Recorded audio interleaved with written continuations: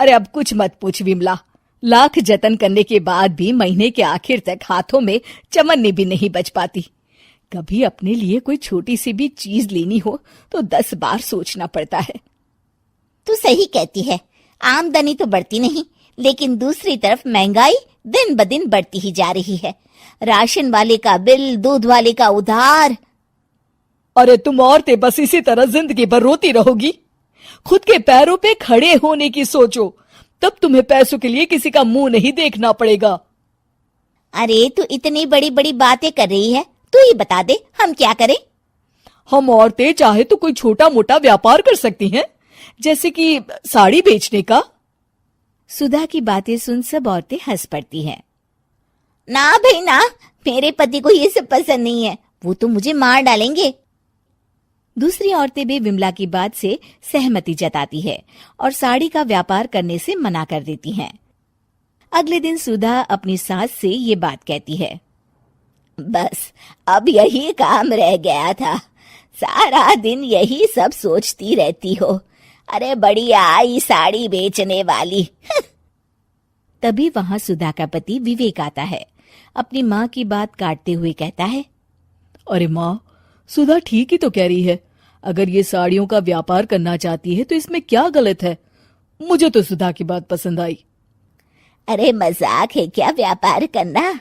अच्छे अच्छों की खटिया खड़ी हो जाती है। मैंने दुनिया देखी है। बेटा तुम लोग ज्यादा हवा में मत उड़ो, और फिर साड़ियाँ खरीदने के लिए पैसे कहाँ से लाएगा? तुम उसकी चिंता मत करो माँ, मैं देख लूंगा। अगले दिन विवेक अपने एक दोस्त से कुछ पैसे उधार लेकर साड़ी के कारखाने से बहुत सारी साड़ियां खरीद लाता है। ये लो सुधा, तुम्हारा ऑनलाइन अकाउंट बन गया है। अब लोग घर बैठे तुमसे साड़ियां खरीद सकते हैं। ये तो बहुत अच्छी बात है। हाँ, और इतना ही नहीं, मैंने इसमें सभी नई डिजाइन की साड़ियों की फोटो भी अपलोड कर दी है। अब बस तुम देखती जाओ। कुछ दिनों के बाद। नमस्ते, मुझे सुधा जी से मिलना है। ओहो, तू कौन है और मेरी बहू से तुझे क्या काम है? माँ जी, मैं सुधा जी से साड़ियाँ खरीदने आया हूँ।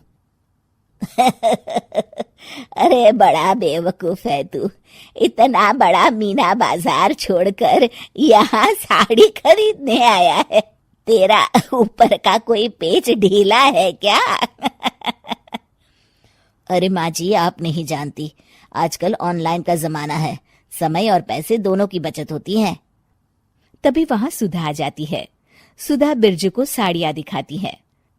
क्या बात है सुधा बहन जी, आपके पास तो बहुत ही सुंदर सुंदर साड़ियां हैं। एक काम करिए, ये वाली दे दीजिए और ये वाली भी। छोड़िए, एक काम करिए, ये सभी ही दे दीजिए। सुधा की सास हैरान रह जाती है। अरे इतनी साड़ी का तू करेगा क्या? अरे माँ जी, मेरी बीवी पहनेगी। अरे कितनी बीवियां है तेरी? माँ जी, आप भी ना, बीवी तो एक ही है।